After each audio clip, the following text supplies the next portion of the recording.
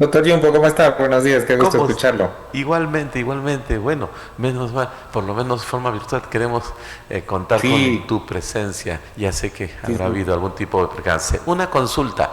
La sugerencia es, bueno, son 30 minutos, pero 25 de exposición y 5 minutos para las preguntas. Entonces, Excelente. podemos dejar las preguntas para el final, luego que exponga el doctor Achinel y el doctor Subieta. ¿Te parece? Claro, perfecto. Ya, ¿Cómo no? perfecto. ¿Cómo no? Entonces quedaría 25 minutos. ¿Ya? Si por A o B se Listo. pasan 1 o 2 minutos, eso se descuenta de los 15 de preguntas. Sí, doctora Chinelli, Ok. diga. Ya. Ok, ya. Gracias, doctor Juan Carlos. Perfecto. ¿Se puede ver mi pantalla? Sí, un momentito, sí. Eh, Buen día, muy buenos días con todos. En el marco del curso número 47 Internacional de Medicina Interna 2025, les damos la bienvenida para esta mañana del día domingo. En esta sala se va a hacer la discusión de lo que es medicina de altura. Me acompaña como moderador el día de hoy el doctor Daniel Yumpo Castañeda. Bueno, vamos a dar la presentación para nuestro primer ponente, el doctor Juan Carlos Rojas Marroquín. El doctor Juan Carlos es un médico neumólogo del Hospital Antonio Lorena del Cusco, docente universitario de la UNSAG y Universidad Andina del Cusco. Actualmente es el presidente de la filial Cusco de la Sociedad Peruana de Neumología. Bueno, dentro de todo, el doctor es consultor regional de la estrategia tuberculosis del MINSA y tiene varias pasantías internacionales tanto en México, Colombia, Brasil y España. Bueno, el doctor Juan Carlos hoy día nos va a presentar el tema desafíos y adaptación de los deportistas a las grandes alturas. Muy bien, doctor Juan Carlos, buen día, bienvenido al curso. Usted tiene 25 minutos para hacer la presentación de su tema. Gracias. Perfecto. Muy bien, buenos días con todos. Las disculpas del caso por no estar presencialmente, pero bueno, gracias a la tecnología podemos superar estas barreras. Muy bien, vamos directo al tema que me solicitaron. Entonces, la altitud como desafío fisiológico, ¿no? Recordemos que a grandes altitudes, a mayor altitud, comienza a disminuir la presión barométrica, ¿no? Entonces, esto va a comenzar, estas manifestaciones en realidad se notan a partir de los 1500 metros sobre el nivel del mar. Existen clasificaciones, ¿no? Clasificaciones donde dicen de grande, mediana, alta, gran altitud, ¿no? Entonces, recordemos que en el mundo y particularmente en nuestro país tenemos zonas andinas donde millones de personas radican, viven, hacen la actividad diaria, no necesariamente el deporte, pero vayamos al tema, pues se hace deporte, ¿no? Recordemos que tenemos fondistas, ciclistas y futbolistas, ¿no? Por encima de los 2500 metros sobre el nivel del mar. Deporte de categoría profesional y amateur, ¿no? Entonces, a esta altitud vamos a observar una disminución progresiva de la presión barométrica, que va a disminuir la presión parcial de oxígeno inspirada, ¿no? Estos mecanismos van a inspirar ajustes ventilatorios rápidos, a nivel cardiovascular sobre todo y a largo plazo, bueno, vamos a pasar más adelante a mostrar las transformaciones que van a producirse a nivel hematológico, que van a ocurrir en el transcurso de algunos días, comenzando de algunas horas, días, semanas inclusive, ¿no? Entonces, bueno, pues profesionales médicos trabajamos a estas altitudes, ¿no? Regiones andinas como en nuestro país, Cusco, Huancayo, Cajamarca, Puno, etcétera. A nivel regional de Sudamérica, La Paz, Quito y en otros países también, ¿no? Tenemos en Asia, Nepal, China, Bután, en África también, Etiopía, etcétera, ¿no? Entonces, entender primero la fisiología de la altitud para que podamos valorar a nuestros deportistas y entender la adaptación fisiológica, ¿no? Tenemos acá ciudades pobladas con mayor altitud, ¿no? En Puno, La Rinconada, 5100 metros es una de las ciudades, si no la ciudad más poblada, a gran altitud, ¿no? Y así tenemos Cerro de Pasco, Junín, Yauri, Yanacocha, Yanaoca, perdón, Yayaviri, Lampa, etcétera, ¿no? Eh, entonces, en estas zonas, pues recordemos que la presión barométrica a nivel del mar es de 760 milímetros de mercurio, con una presión parcial de 160 milímetros de mercurio aproximadamente. Depende de la temperatura, ¿no? A mayor altitud también la temperatura va a disminuir, ¿no? A 1000 metros esta presión a 674 milímetros de mercurio, a 3000, a 596 y 4462 milímetros de mercurio, ¿no? Entonces también va a disminuir la presión de los gases atmosféricos, ¿no? La presión parcial del oxígeno en este caso, que es lo que nos interesa, bajando a los 3000 metros sobre el nivel del mar a 124,9 milímetros de mercurio y a 4096,9 milímetros de mercurio, así como la temperatura, ¿no? Entonces, a mayor altitud, menor presión barométrica y la densidad del aire también baja y por ende esa presión disminuye, ¿no? Hay variables como el consumo máximo de oxígeno, que son pruebas fisiológicas que se realizan para poder determinar cómo es el metabolismo por unidad de tiempo, por ejemplo, a nivel del mar de 12 milímetros por minuto por kilogramo, mientras que el mínimo va a ser de 3 milímetros por minuto por kilogramo, ¿no? Entonces, hay algunas alteraciones que producen una diferencia. Entonces, básicamente, vamos a ver cuatro aspectos principales. Disminución barométrica, la presión va a disminuir exponencialmente con la altitud, reduciendo esta presión parcial de oxígeno inspirado, sin que se modifique la fracción de oxígeno, es decir, la fracción de oxígeno va a seguir siendo 21%.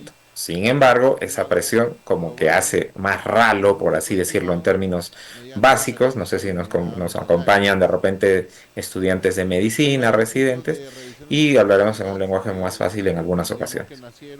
La hipoxia arterial, menor presión parcial de oxígeno, que va a resultar en la reducción de la presión alveolar de oxígeno. Y esto va a producir una menor saturación de oxígeno. Recordemos un ejemplo pequeñito en la pandemia, pues nuestro punto de corte en la altitud era de 87%, ¿no?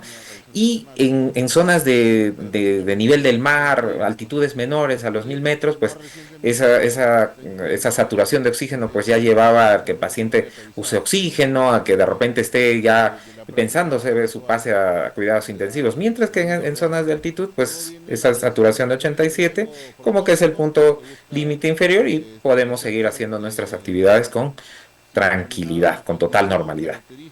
Bien, la compensación inmediata pues va a llevar a que el organismo va a responder aumentando la ventilación minuto, la frecuencia cardíaca y también mantener el oxígeno hacia los tejidos, es decir, el transporte de oxígeno hacia los tejidos, ¿no?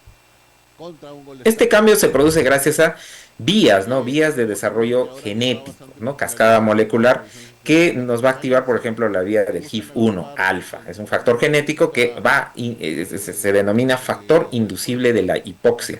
Y este va a producir a su vez la estimulación de la eritropoyetina, ¿no? Y también el BEF, ¿no? Esto va a producir un incremento de la hemoglobina, va a desencadenar una eritropoiesis compensatoria, ¿no? Entonces, la saturación de oxígeno, los valores pues van a disminuir a medida que incremente la altitud. ¿Por qué? Por el descenso de la presión parcial de oxígeno a nivel sanguíneo. Por ejemplo, tenemos este estudio a 2240 metros sobre el nivel del mar.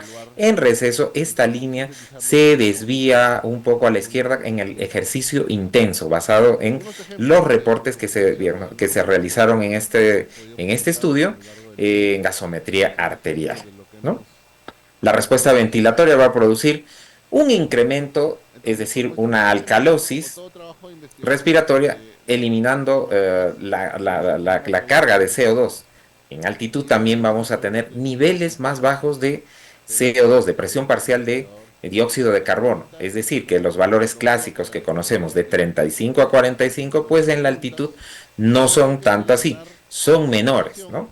Oscilan entre 29 a 42 aproximadamente, ¿no?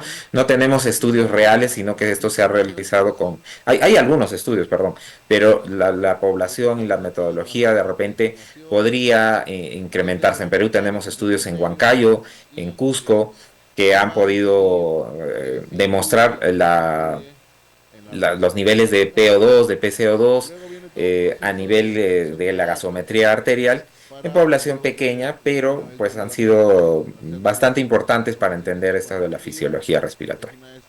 Pero esto, tras 3 días de exposición continua, se va a producir una compensación renal mediante excreción de bicarbonato, que el pH va a compensarse gradualmente, es decir, en poblaciones nativos y en personas que han logrado la adaptación, pues el pH se va a compensar. En atletas, estas modificaciones van a significar una mejora significativa del intercambio gaseoso, una ventilación más eficiente a lo largo del ejercicio y por ende una adaptación a nivel de altura similar a la nivel del mar. Entonces, también tenemos adaptaciones hematológicas que se producen desde que una persona llega a altitudes. Estamos hablando de personas que no radican a nivel del mar y vienen a hacer deporte de repente o vienen a realizar entrenamiento a estas altitudes, ¿no? A mayores altitudes de los 1500 metros. A partir de las 24 horas, la eritropoyetina va a comenzar a manifestarse y por ende va a producir un aumento aproximadamente entre el 50 a 300% más, y esto va a producir pues un incremento en la masa eritrocitaria, ¿no? Entonces vamos a tener también que la hemoglobina va a incrementar de 1 a 2 gramos por decilitro, ¿no? A los 7 a 10 días, entre los 7 y 10 días, vamos a tener que los reticulocitos van a manifestarse en la circulación periférica, esto como forma de manifiesto de la activación de los glóbulos rojos. Entre los 3 y 5 días va a haber eritropoiesis compensatoria de la médula ósea y más adelante, entre 2 a 3 semanas, va a haber una respuesta hematológica máxima, observándose este aumento significativo de masa eritrocitaria y por ende el contenido arterial de oxígeno. Esto se manifiesta también hematológicamente, repito, con el aumento de la hemoglobina, ¿no? La masa eritrocitaria aproximadamente va a incrementar entre un 6 a 9% y la hemoglobina, recordemos, va a aumentar de 1 a 2 gramos por decilitro. En estos casos se puede suplementar hierro siempre y cuando la ferritina esté por debajo de los 30 microgramos por litro, ¿no? También existen cambios cardiovasculares, cambios metabólicos, ¿no? La respuesta cardiovascular primaria inmediata va a producir un incremento de la frecuencia cardíaca y el gasto cardíaco, ¿no? Aproximadamente en un 20 a 25%. Vamos a tener vasoconstricción hipóxica pulmonar. Y esto pues va a producir un aumento de la presión en la arteria pulmonar. Es por eso que pobladores de altura o personas que vengan de llano a niveles, a altitudes por encima de los 2500, vamos a observar una hipertensión pulmonar aparente, ¿no? Sin embargo, hay que realizar las mediciones en la zona de residencia que vive esta persona. Cambios metabólicos también vamos a tener que se debe tener preferencia por la oxidación de los carbohidratos por encima de los lípidos. Esto en el ejercicio recomendado, porque va a haber mayor uso de glucógeno y bueno, pues a estos deportistas se les recomienda comer más carbohidratos, ¿no? También tenemos adaptaciones musculares, ¿no? Y a nivel de la mitocondria, sobre todo, ¿no? Observamos esto en este estudio de Hoppeler del año 2020, donde a altitudes superiores a 3000 metros se va a observar una paradójica reducción de la densidad capilar, ¿no? La densidad capilar pues va a disminuir y el volumen mitocondrial pues en el músculo esquelético. Y este fenómeno aparentemente pues va contra lo que se piensa, ¿no? Y puede ser contraproducente. Sin embargo, en atletas va a producir una mejoría compensatoria de la eficiencia oxidativa, ¿no? Esto a partir de las 4 semanas, ¿no? Porque va a haber un mayor catabolismo a nivel muscular. Teniendo en cuenta que va a haber mayor expresión de enzimas oxidativas, vamos a ver la optimización del acoplamiento mitocondrial, incremento de la mioglobina a nivel muscular para mantener la oxigenación a nivel del músculo estriado para que puedan desarrollar mayor actividad en cuanto al deporte y mejoría de la regulación del pH sobre todo.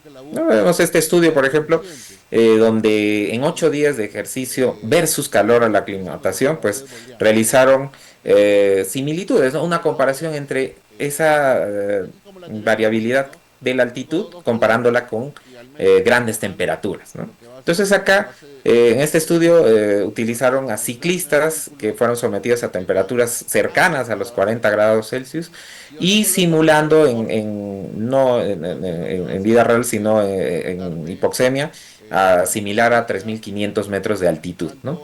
Entonces observaron que, pues, eh, en estos pacientes, pues, la hipoxia hipobaríca, pues, comenzaba a regular. Es similar, pero finalmente hay una cercanía, mejor dicho, pero compararlo con grandes temperaturas, pues no fue exactamente lo que se esperaba y pues hubo diferencia en los atletas de grandes altitudes, ya que los que estaban sometidos a altas temperaturas pudieron desarrollar mayores horarios, digamos, cronometrados en su actividad deportiva. Y esto genera que observemos estrategias, ¿no? Que adaptemos estrategias, ¿no? Existen grupos comparativos para entrenar en altitudes, ¿no? Por ejemplo, tenemos Live High Train Low, LHTL, ¿no? ¿Qué quiere decir esto? Es una estrategia de personas que van a residir en una altitud moderada, de los 2.200 a los 2.500, es otro estudio que se realizó el año 2022, ¿no? McLean, Application of Light High Train Low, ¿no? Y demostró que combinaba altitudes, entrenamientos a una intensidad a menor altitud, es decir, a los 1.200 metros sobre el nivel del mar. ¿Y esto qué produjo? Maximizar la estimulación eritropoyética, como habíamos mencionado en la parte fisiológica normal, mientras que en los deportistas también se observó estimulación eritropoyética, mantener las intensidades de entrenamiento elevadas, minimizar la pérdida de potencia y la velocidad. Sin embargo, esto pues es un poco caro, es un poco costoso porque va a requerir logística para el desplazamiento diario. Ojo, que esto se hacía todos los días. Vivir en la altitud, bajar a 2.200, menos de 2.200 para entrenar, volver a la altitud y así, ¿no? Es una carga diaria de transporte, pues, ¿no? Mientras, por otro lado, otro brazo, el Live Low Train High, LLTH, con hipoxia intermitente, ya también hacer más o menos lo contrario, residir a baja altitud con sesiones de entrenamiento con cámaras hipóxicas o máscaras de altitud simulada. Esto sí tiene mayor accesibilidad para el tema económico, la exposición hipóxica de corta duración. Los efectos hematológicos, sin embargo, en este caso son más limitados, ¿no? Son más limitados. Pero puede funcionar para realizar una preaclimatación. Va a depender básicamente del tiempo también, ¿no? Del tiempo total de la exposición hipóxica. Y esto, ¿cuánto tiempo se debe realizar? Por lo menos unas 12 horas diarias durante al menos 2 semanas para obtener una adaptación hematológica y mejorar el rendimiento. El rendimiento, pues en un metaanálisis del 2023 se observó que el consumo de oxígeno subió más de 3.5%, la hemoglobina subió más de 1.1 y la persistencia en 2 a 3 semanas post retorno continuó ahí, ¿no? En la hemoglobina total, ¿no? El rendimiento en las pruebas pues se mantuvo en niveles moderados. Esto en los efectos del rendimiento en las personas adaptadas a este estudio.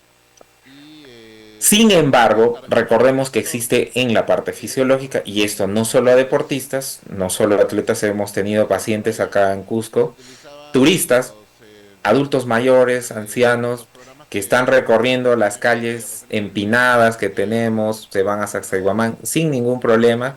Sin embargo, también he observado ciclistas entrenados físico-culturistas, mm, atletas que han experimentado los efectos de la altitud, a pesar de su gran entrenamiento, ¿no? Eso quiere decir que no hay una condición, no se ha determinado aún quiénes pueden ser los que desarrollan o no la sintomatología.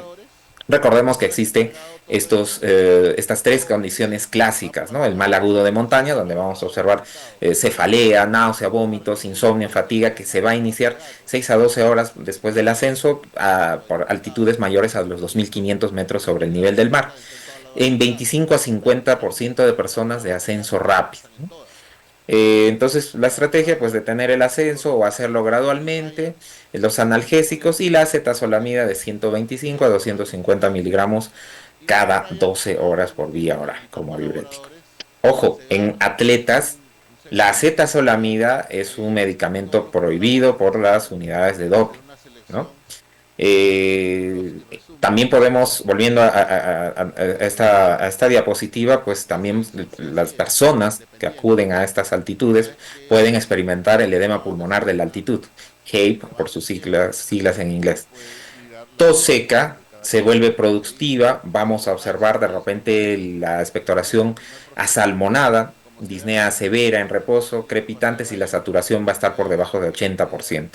Es grave, ¿no? Porque puede ser mortal en las primeras 12 a 24 horas y la recomendación es el descenso inmediato. El oxígeno como medida correctiva y nifedipino de 30 miligramos cada 12 horas y obviamente el reposo. Hay estrategias como la cámara hiperbárica que se pueden usar, ¿no? El edema cerebral de altitud, donde el paciente va a manifestar ataxia, confusión, alteraciones del nivel de conciencia, papiledema, gravedad en la emergencia médica y manejo del descenso. Es el descenso urgente, la dexametasona, 8 miligramos inicial, seguido de 4 miligramos cada 6 horas, oxígeno, cámara hiperbárica portátil, esto tomado de estudios de alpinistas que tienen estos equipos de cámara hiperbárica portátil, ¿no? La prevención universal, pues es el ascenso, perdón, gradual de 500 en 500 metros, si es que se va a superar los 3.000 metros de altitud, ¿no? La hidratación adecuada, evitar bebidas alcohólicas, sedantes y observar claramente los síntomas, ¿no? La aclimatación, pues el protocolo recomendado, pues ha demostrado reducir significativamente la incidencia y severidad del mal agudo de montaña. ¿Cómo hacerlo? 60 minutos diarios de exposición hipóxica en deportistas, FIO2 equivalente a los 2.500 o 3.500 metros de altitud, de 5 a 7 días previos al ascenso y puede combinarse con ejercicio ligero. Mecanismos protectores, también tenemos la sensibilización ventilatoria, donde vamos a observar un incremento anticipado de la respuesta quimiorrefleja, la protección cerebrovascular, la activación del HIF-1 alfa, ¿no? Y la mejora del balance oxidativo. Consideraciones clínicas de un especialista, pues debe tener una valoración previa con valores cardiovasculares, cardiorrespiratorios previos, así como la parte hematológica, hacer un hemograma completo donde la ferritina sérica tiene que estar en sus valores óptimos por encima de los 30 micrómetros por litro, el índice de saturación de transferrina antes del entrenamiento en altitud. Hay que monitorizar durante la exposición los niveles de saturación. Han visto estas máscaras y como mochilas que se usan en deportistas de alta competencia, donde se puede ver el consumo de oxígeno en tiempo real, ¿no? Contraindicaciones, EPOC, moderada, severa, que bueno, en verdad en deportistas pues esto no será, no, les va a limitar a hacer una actividad deportiva profesional, pero de repente amateur, porque hay personas que quieren hacer caminatas teniendo precondiciones como EPOC, que debería ser una limitante para esto. Suplemento de hierro, considerar el hierro oral de 100 a 200 miligramos por día de hierro elemental, ¿no? La adaptación genética, ya para finalizar, pues tenemos que hay poblaciones nativas de altitud que han desarrollado a lo largo de miles de años adaptaciones genéticas únicas, ¿no? Por ejemplo, genes involucrados, EPAS1, el HIF2 alfa, que va a regular una respuesta eritropoyética, por ejemplo, que se observa en población de Tíbet, ¿no? De tibetanos. El EGL1, va a modular la degradación del HIV y variantes andinas y tibetanas se han observado en estas dos poblaciones.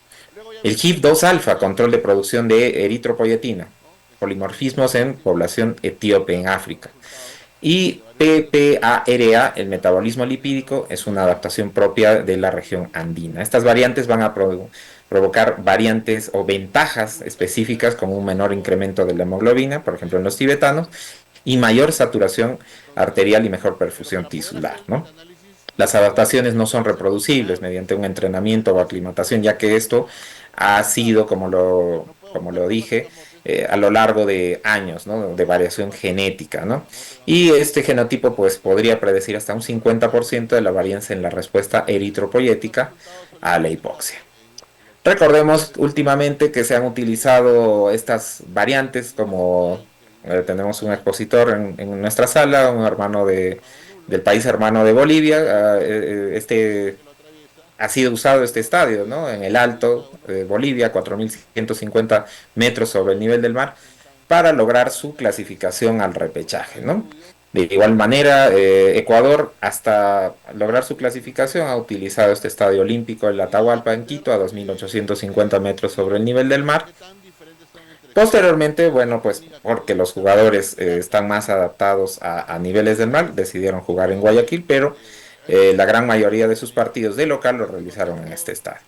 Hay algunos estadios como el de mi ciudad natal, en la ciudad donde trabajo, el estadio Inca Garcilaso de la Vega, a 3.400 metros sobre el nivel del mar. Y bueno, esperando que esta charla haya sido de su agrado. Muchas gracias.